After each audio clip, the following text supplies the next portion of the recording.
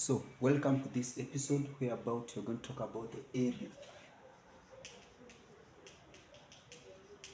So, we are going to look at the areas of different diagrams that actually normally occur in our exams. Now, let me start by this one, a square.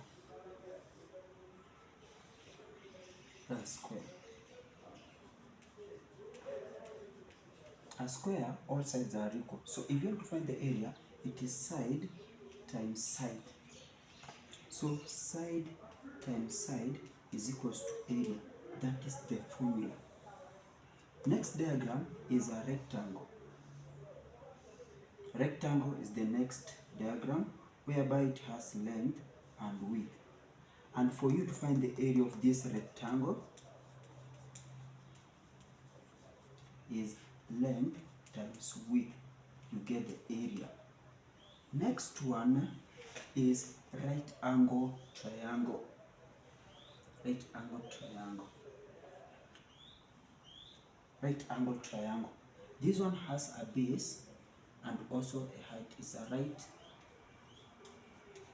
angle triangle. If you want to find the area of this one is a half, base times height is equals to area. A half base times height, you get the area. Another one is a trapezium. Trapezium.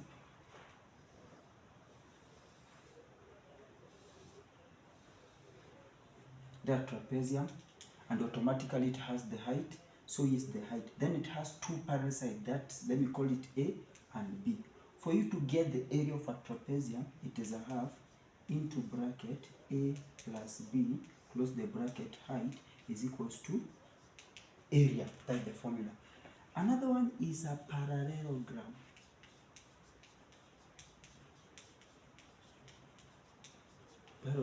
Parallelogram is just a twisted rectangle. That is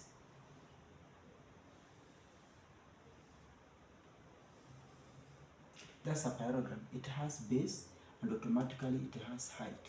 So base times height is equals to area. Now, then we have other diagrams like a cylinder. Now, talking about cylinders, actually it is not actually all about the area. It's about the surface area. So we're going to look at the surface formula on how we want to find the surface area of different types of cylinders. Let me start with a closed cylinder. If you want to find the surface area of a closed cylinder, it is 2 pi r square plus pi dh. Now, this 2 occurs because we have the upper circle and also we have the lower one. That's why they are 2, and actually it is closed cylinder. Another one, it is open cylinder. So open cylinder.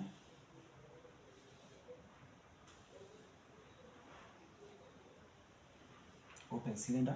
If you want to find the surface area, remember one circle is open. This means we still have only one, the bottom one. So it is pi r square plus pi dh. As you can see here, there is no 2. Here there is 2 because 2 circles. Here it is 1 because actually it is open. Now, the other one is a semi-cylinder. Semi. This is open cylinder. Another one is semi-cylinder.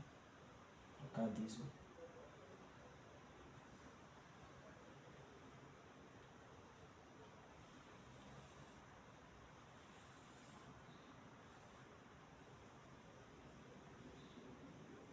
As you can, this one is a semi-cylinder. This means they have cut a cylinder into a half.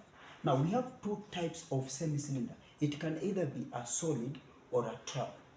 Be it a solid, this means it has the diameter here and it has here the length or height. Being a solid,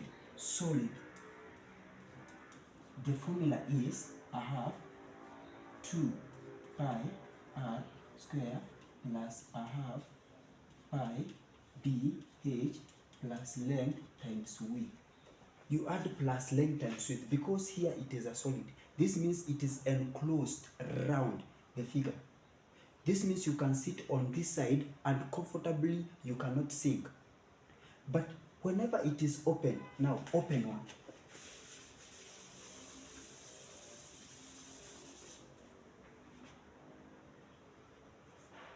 Let me draw.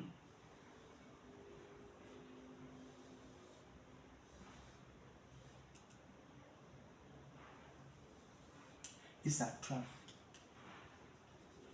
A trough. A trough actually is the one that we normally, maybe our kettle can drink water from that one. So this means it has a hole in here. So the formula is the same as this one, but the difference it is length times width. This length times width, it's actually for this, the upper rectangular type.